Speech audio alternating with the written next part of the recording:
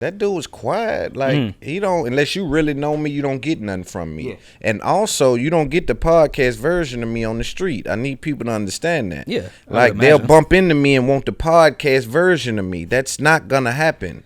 I have to be extremely comfortable and relaxed to even get in that mode to pod for real. Like, I'm talking when I'm really in the weeds. Yeah. You know, on something. Yeah, and I've struggled with that too. Because a lot of times, like, I'm so appreciative of our listeners and our fans. But when I do see them when I'm out, they typically want to have a mini podcast right then and there. Every time. And I appreciate them so much that I try my fucking best to do it. But I'm like, dog, I'm not in hip-hop debate mode right now. Like, I don't care about Meek versus Drake right now. Like, I just don't. It's just not in my brain. Yeah. I tell my fans, listen, I'm lighting the way, and that's it. That's all I can do. I'm not gonna be able to touch all y'all. Y'all gonna exhaust me, family. Listen to the pod. I'm probably the only person putting real gems in it, like literally getting to the meat and potatoes of what's happening. If you can't get it from there, you ain't on the level to get it from me stopping and talking to you. You see? Yeah. Because I leave enough in the podcast. I get so vulnerable and so in the weeds with it on the pod. You can't get that version live anyway, brother. And I'm talking to people I fuck with. Exactly. Which is another totally different part of vulnerability and being able to have that conversation. Yes. So, you know, I'm kind of an open book to some degree on my pod. So I've had listeners like meet and greets and shit. So I'm like, oh, your aunt still sick? I'm like, how the fuck? Oh, shit. I talked about it. And like, you ain't the one I really want to talk about this with. Right. And now I have to go do a show, and now you just reminded me of some shit that I was trying to block out my fucking head. Right. And then that's what I'm saying. That's why I try not to. And then I'm in the weeds of shit on the pod as well. So, again, they're relatable to things. Like, I may talk about a breakup.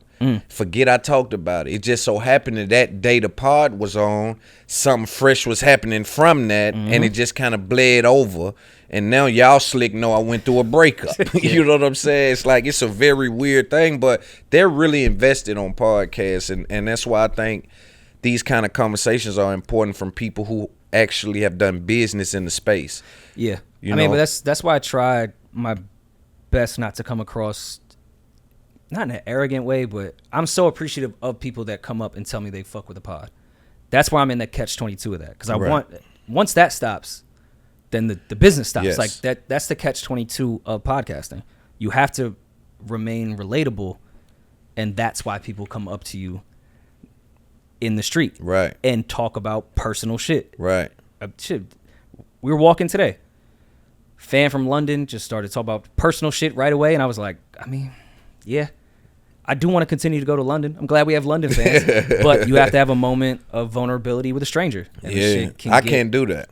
And like we were just speaking about, like, I think my background has a lot to do with my availability in that way. You know, I'm not in a space to, even my own producers who I pay and I hire, I still move without them, right? And it's like, I know at some point that has to stop, but I haven't figured out how to address that, you know, in regards to, like you were just saying to me, yo, you kind of got to have them around you so they can learn you and speak on your behalf, because when you're dealing with certain things, people don't know what you want because you haven't told anyone. Yeah. You know? And I mean, we went through that, and I don't want to speak for Maul, but I know he'd be perfectly fine with me explaining this point.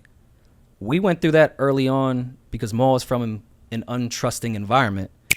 It's up there. It's up there.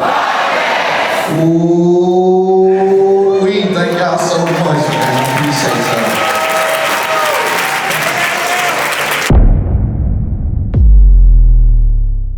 Hey, it's your boy Loon from It's Up There Podcast. Thank you for watching the video you just watched, and make sure you subscribe by hitting the button you see on the screen, or go to the next video by hitting this right here you see on the screen.